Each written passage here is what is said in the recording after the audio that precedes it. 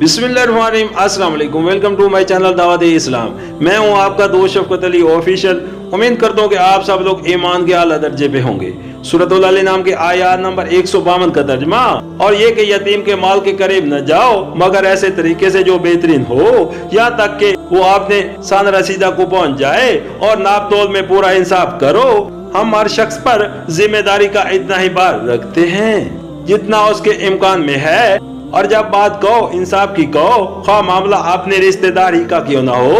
और अल्लाह के अहद को पूरा करो। इन बातों की हिदायत अल्लाह ने तुम्हें की है, शायद कि तुम नसीहत कबूल करो। सूरतुल अल नाम आयशा नंबर 132, यानी ऐसा तरीका जो ज्यादा से ज्यादा बेगर्जी नेक नीति और यतीम की खैरखाई पर मबनी हो, और जिस पर खुदा और खल्क किसी की तरफ से भी तुम एतराज के मुस्तहिक न हो। सूरतुल अल नाम आयशा नंबर 133, ये अगरचे शरीयत इलाही का एक मुस्तकिल असूल है, लेकिन यहाँ इसके बयान करने का मकसद ये है कि जो शख्स अपनी हद तक नाप तोल और लेन देन के मामलात में रास्ती और इंसाफ से काम लेने की कोशिश करे, वो अपनी जिम्मेदारियों से सबकदोस हो जाएगा। भूल चूक या नादस्ता कौमी पेशी हो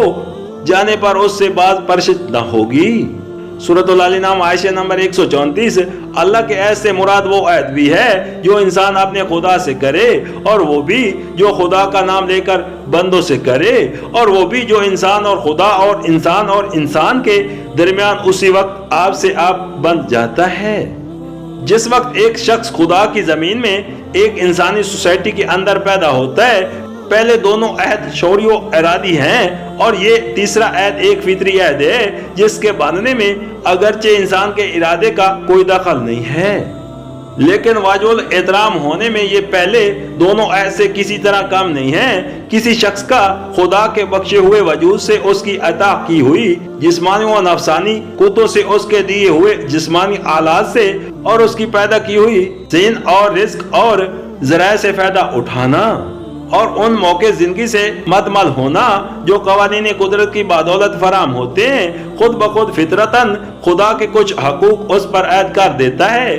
और उसी तरह इंसान का एक माँ के पेट में उसके खून से परवरिश पाना, एक बाप की मेहनतों से बसे हुए घर में पैदा होना, और एक इज्तमाई जिंदगी के बेशुमार मुख्तलिफ इदारों से मुख्तलिफ सूरतों में मदमल होना, आला कदर मरातिब उनके जिम्मे बहुत से अफराद और इज्तमाई इदारों के हकूक भी ऐद कर देते हैं। इंसान का खुदा से और इंसान का सोसाइटी से ये ऐद किसी कागज पर नहीं लिखा गया, मगर उसके रोंगटे पर सोबत है। इंसान ने उसे शौरुल इरादे के साथ नहीं बांधा, मगर उसका पूरा वजूद उसी ऐद का रहन मन्नत है। इसी ऐद की तरफ सूरत बकरा आयत नंबर 27 में इरशाद किया गया है, फासिक वो हैं जो अल्लाह ताला के ऐद को उसकी उस्तवारी के बाद तोड़ते हैं, और जिसे अल्लाह ने जोड़ने का हुक्म दिया है उसे काटते हैं और जमीन में फसाद फैलाते हैं। और उसी का जिक्र आगे चलकर सूरत अराफ आयत नंबर 172 में आता है कि अल्लाह ने अज़ल में आदम के पेटों से उनकी ज़रात को निकालकर उनसे शहादत तलब की थी कि क्या मैं तुम्हारा रब नहीं हूँ, और उन्होंने इकरार किया था कि हाँ हम गवाह हैं।